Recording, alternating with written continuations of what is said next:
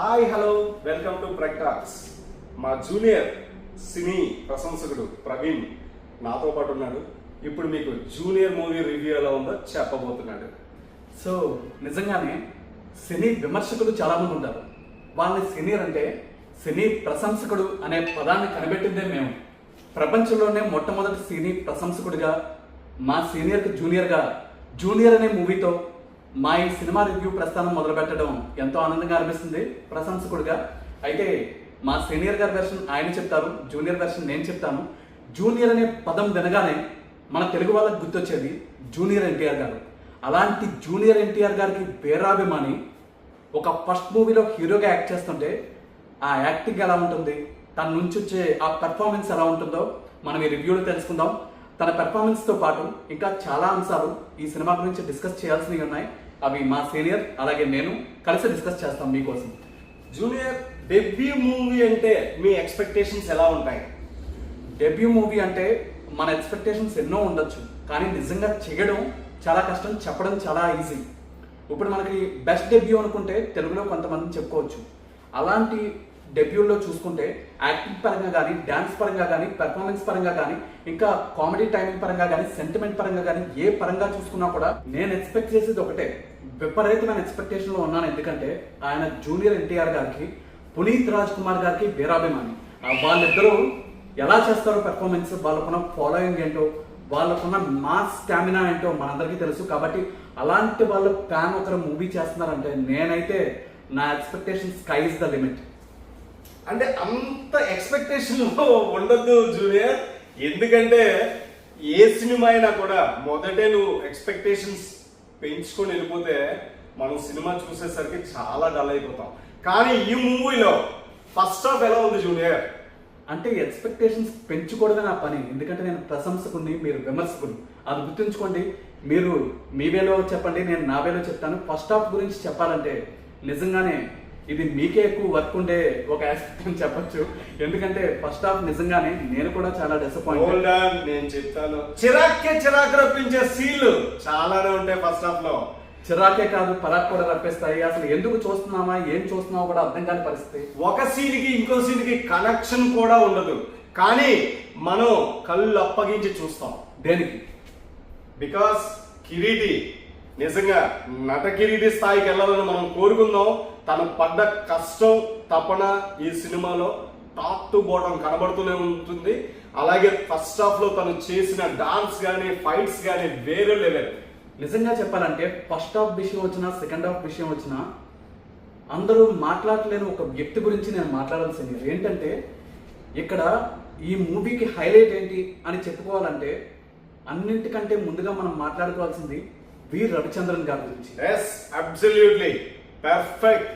ఒక తండ్రి పాత్రని ఇంకెవ్వరు చేయలేరు అనే స్థాయిలో ఈ సినిమాలో ఆయన చేయడం అనేది నిజంగా చాలా చాలా గర్వించదగ్గ విషయం. ఓకే, టు బి ఫ్రాంక్, నాకైతే రవిచంద్రన్ గారి కోసం అసలు అవగాహన లేదు. కానీ ఈ సినిమాలో ఆయన పెర్ఫార్మెన్స్ చూసాక మాత్రం నేను చాలా చాలా చాలా చాలా హ్యాపీగా ఫీల్ అవుతున్నాను.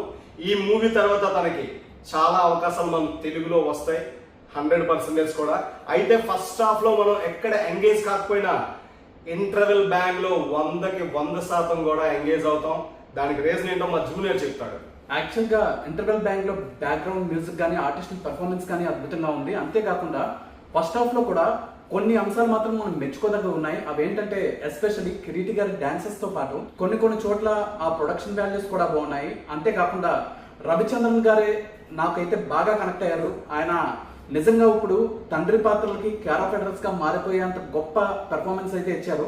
అయితే ఫస్ట్ హాఫ్ తో పోలిస్తే ఫస్ట్ హాఫ్ చూసాక ఏంటిది, ఎంత దారుణంగా ఉంది, అసలు వెళ్ళిపోవడం బెటర్ ఏమో, ఇంకా సినిమాకు ఉండడం కూడా వేస్ట్ ఏమో అనుకునే పరిస్థితి మనకు ఉంటుంది.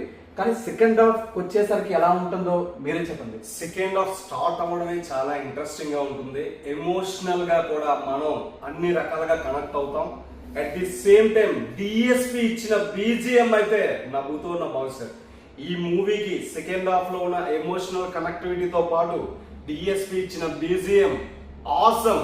అలాగే పెర్ఫార్మెన్స్ పరంగా రవిచంద్రన్ గారు కానీ, కిరీటి గారు క్లైమాక్స్ అండ్ ప్రీ క్లైమాక్స్ లో తన నటన చూసి నిజంగా వా, డెబ్యూ మూవీలో ఏం చేశాడో అనిపించింది.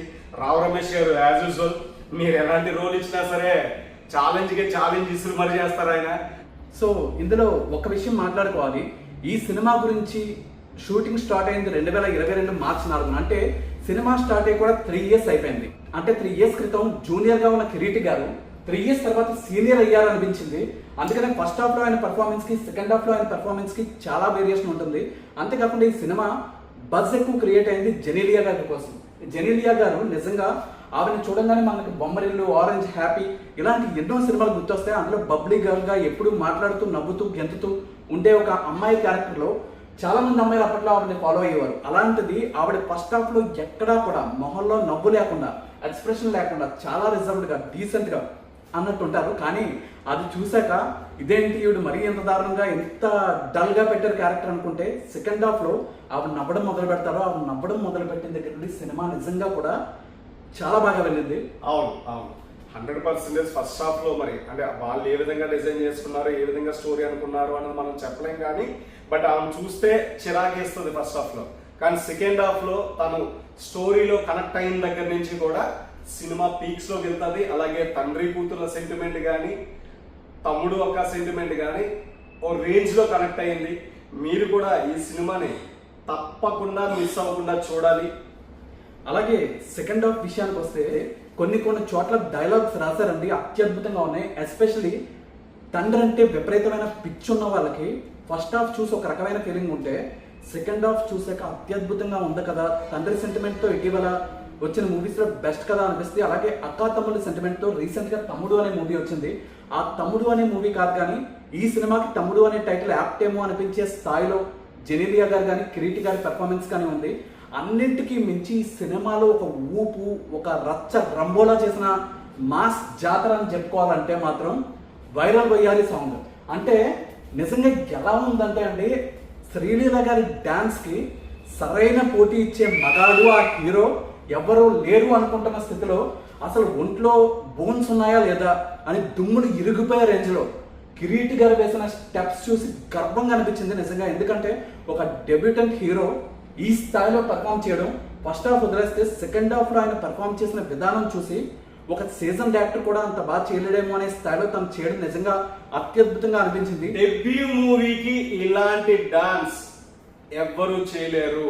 ఎంత స్టార్ హీరో కొడుకులైనా కూడా వాళ్ళని వాళ్ళు ప్రూవ్ చేసుకొని మరీ వచ్చిన వాళ్ళు ఉన్నారు. బట్ డెబ్యూ మూవీలో ఈ రేంజ్ లో డాన్స్ ఎలా తీసింది అయితే 100కి 100% మన కిరీటి గారు. కిరీటి గారి డాన్స్ ఒకటే కాదు, నిజంగా చెప్పాలంటే సెకండ్ హాఫ్ లో కొన్ని చోట్ల ఆయన ఇచ్చిన ఎక్స్ప్రెషన్స్ కూడా ఒక ఫస్ట్ సినిమా హీరోకి చాలా మెచ్యూర్డ్ గా చేసినట్టే అనుకోవాలి. అలాగే పాటల విషయానికి వచ్చేసరికి ఫస్ట్ హాఫ్ లో ఉన్న 2 సాంగ్స్ అంతగా రికగ్నైజ్ కావు. కానీ సెకండ్ హాఫ్ లో వైరల్ వయ్యారి సాంగ్ మాత్రం రచ్చ రంబోలా చేస్తుంది.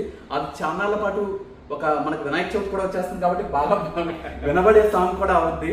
అలాగే మనకి డైలాగ్ రైటర్ కానీ, నెక్స్ట్ డైరెక్షన్ కూడా సెకండ్ హాఫ్ లో కొంచెం బాగానే ఉన్నట్టే అనిపించింది. ఎస్పెషల్లీ స్క్రిప్ట్ బాగోవడం వల్ల అది కవర్ అయినట్టు అనిపించింది. ఫస్ట్ హాఫ్ లో మాత్రం చాలా డిసప్పాయింటెడ్ గా అనిపించింది. మీకు సింపుల్ గా చెప్పాలంటే, తండ్రి నుంచి పారిపోదాం అనుకున్న కొడుకు తండ్రి ప్రేమకి ఎలా బానిసయ్యాడో తెలియాలంటే మీరు ఈ సినిమా ఖచ్చితంగా చూడాలి. ఎస్, పర్ఫెక్ట్ పాయింట్ ఇది. అంటే తండ్రి విపరీతమైన ప్రేమ చూపించడంతో ఏంటిది ఎంత ప్రేమ, మరీ సఫోకేటింగ్ గా, ఇబ్బందిగా ఫీల్ అవుతూ, అంటే ఒక బొమ్మరిల్లు మూవీ చూసాం మనం, 2006లో రిలీజ్ అయింది. అంటే దాదాపు 20 years అవుతుంది.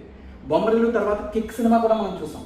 సో ఆ రెండింట్లో ఉన్న కొన్ని పాయింట్స్ అయితే ఈ సినిమాలో రిపీట్ అయినట్టు అనిపించినప్పటికీ కూడా, కానీ ఈ సినిమాలో కొన్ని పాయింట్స్ మాత్రం నిజంగా చాలా బాగా వర్కౌట్ అయ్యాయని చెప్పొచ్చు.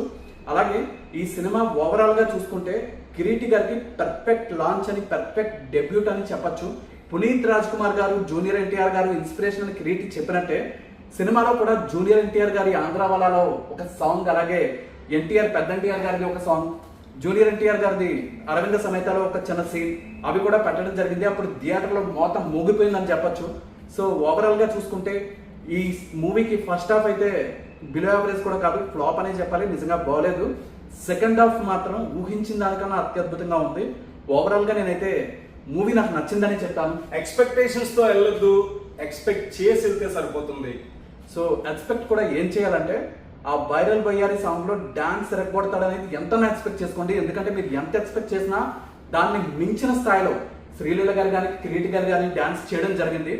దాంతోపాటు ఫాదర్ సెంటిమెంట్, అందులో కొన్ని హృదయాన్ని తగిలే డైలాగ్స్, కళ్ళు చెమర్చే డైలాగ్స్, భావోద్వేగాలతో నిండిపోయే సీన్స్ ఎన్నో ఉన్నాయి.